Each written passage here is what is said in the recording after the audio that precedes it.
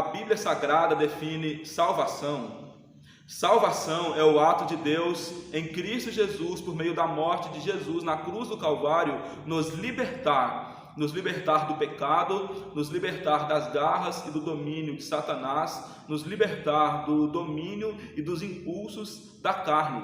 Nós somos livres, assim como quando a gaiola ela é aberta e um pássaro ele é livre para voar sobre o horizonte do céu, assim como quando uma pessoa está algemada e a algema ela é aberta, ela é quebrada e ela se cai ao chão. É assim que Deus age na nossa vida por meio da salvação. A salvação é o ato de Deus nos libertar do pecado, do diabo e da carne. Portanto, no vídeo de hoje nós vamos conversar sobre o tema salvação, início, meio e fim. Seja bem-vindo, seja bem-vinda, que a graça e a paz de Jesus permaneça sobre a sua vida e a sua família. A palavra de Deus, na primeira carta do apóstolo Pedro, no capítulo 1, no versículo 9, nos traz a seguinte mensagem: alcançando o fim da vossa fé, a salvação da vossa alma. Note que o apóstolo Pedro, ao se referir à salvação, ele usa a expressão alcançando. Ele não usa um termo no passado dizendo alcançou e nem no futuro dizendo alcançarão. Ele diz vocês estão alcançando. É um termo aplicado no presente, aonde ele diz que todos os dias o Senhor está completando a obra da salvação na nossa vida. Deus está nos libertando das velhas práticas. Deus está nos libertando da velha vida. Deus está nos libertando em Cristo Jesus da nossa velha natureza e fazendo de nós novos seres, um novo homem, uma nova criatura, de você, uma nova mulher. Portanto, a salvação ela é processual, ela foi iniciada, ela está sendo desenvolvida e ela será concluída no dia do retorno de nosso Salvador e Senhor Jesus Cristo. Sendo assim, a salvação no passado aconteceu quando Jesus Cristo, por meio da sua graça, por meio do seu amor, por meio da sua misericórdia, ele decidiu nos substituir na cruz do Calvário. Ele assumiu o lugar que era nosso, ele assumiu a nossa culpa, ele assumiu o nosso pecado.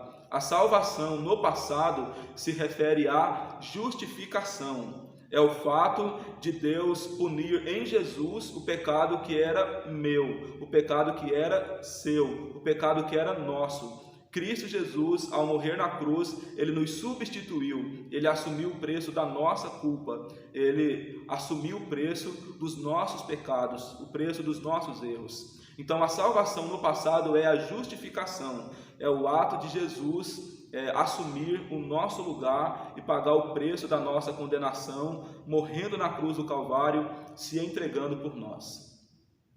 No presente, a salvação é descrita como santificação. Nós estamos num processo de transformação. O Senhor está agindo na nossa vida, nos tornando pessoas melhores para a glória dele. O Senhor está nos transformando pelo poder do Evangelho. E o Evangelho é o poder de Deus para a salvação de todo aquele que crê. Portanto, o Evangelho está transformando a nossa vida. Deus, por meio do Evangelho, está nos moldando para que nós sejamos conforme a imagem daquele que nos criou, conforme a imagem de seu Filho Jesus, conforme o registro do texto de Romanos, capítulo 8, os versículos 28 a 30. No versículo 29, Paulo diz que nós estamos nos tornando a semelhança do Filho de Deus, a semelhança de Jesus. Portanto, a salvação no presente é a santificação. Nós estamos nos santificando. E a palavra de Deus, também na carta do apóstolo Pedro, Deus ele fala para que nós nos santifiquemos, porque o Senhor é santo, o nosso Deus é santo. Então, no tempo presente da salvação, nós estamos no tempo da santificação. Deus está nos moldando por meio da palavra. Deus está nos aperfeiçoando por meio da ação do Espírito Santo na nossa vida. Portanto, no processo do meio, no tempo presente, a salvação se refere à santificação. nós estamos sendo santificados em Cristo Jesus, sendo transformados.